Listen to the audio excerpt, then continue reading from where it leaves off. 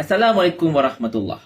Tular hari ini berita berkenaan dengan Nurul Izzah Anwar, mantan ahli Parlimen Pematang Pauh, telah dilantik oleh Datuk Seri Anwar Ibrahim menjadi penasihat senior berkenaan dengan hal ehwal ekonomi dan juga kewangan untuk Perdana Menteri. Kita ucapkan tahniah kepada Nurul Izzah atas pelantikan ini. Dan berkemungkinan pengalaman beliau selaku seorang MP satu ketika dahulu selama beberapa penggal dapat membantu Perdana Menteri untuk menjalankan tugas beliau selaku Perdana Menteri berkenaan dengan hal ehwal ekonomi dan juga kewangan. Tetapi tuan-tuan puan sekalian, masalahnya kat sini, kita hanya tahu pelantikan Nurul Izzah ini sekarang, iaitu ketika Nurul Izzah diwawancara oleh akhbar The Star, di mana beliau telah memberitahu beliau telah dilantik ke jawatan tersebut sejak 3 hari bulan Januari 2023. Bermaksud sudah lebih 20 hari pelantikan beliau. Kenapa kita tak tahu dari awal? Kenapa tidak diwar-warkan? Kenapa Datuk Seri Anwar gagal untuk memberitahu kepada masyarakat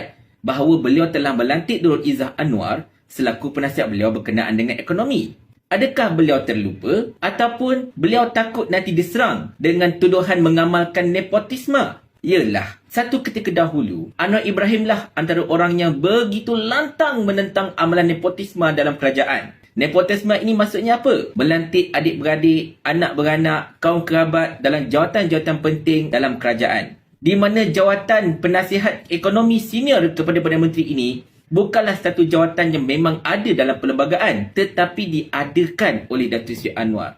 Maka berlebih-lebih lagi lah aura nepotisme yang dekat situ. Dan jikalau benarlah Anwar ini mengamalkan nepotisme dengan pelantikan Nurul Izzah, di manakah lawangan reformasi yang selama ini dikumandangkan? Selain daripada itu, kita juga ada soalan lain, iaitu berapa banyak pula allowance ataupun gaji yang bakal diterima ataupun yang akan diterima oleh Nurul Izzah Anwar di jawatannya tersebut. Benda ini pun tidak diperincikan. Adakah Nurul Izzah hanya dibayar RM1 saja setiap bulan, seperti mana papanya satu ketika dahulu ketika menjadi penasihat ekonomi kepada Kerajaan Negeri Selangor? Ataupun ada gaji lain yang tidak didiskloskan kepada kita selaku rakyat? Dan soalan yang paling penting yang perlu saya tanyakan di sini ialah, adakah dengan pelantikan Nurul Izzah selaku penasihat ekonomi dan kewangan untuk Perdana Menteri ini bermaksud Datuk Seri Anwar tidak mempercayai Rafizi Ramli selaku Menteri Ekonomi? Adakah pelantikan ini merupakan satu vote of no confidence terhadap kedudukan Rafizi selaku Menteri Ekonomi?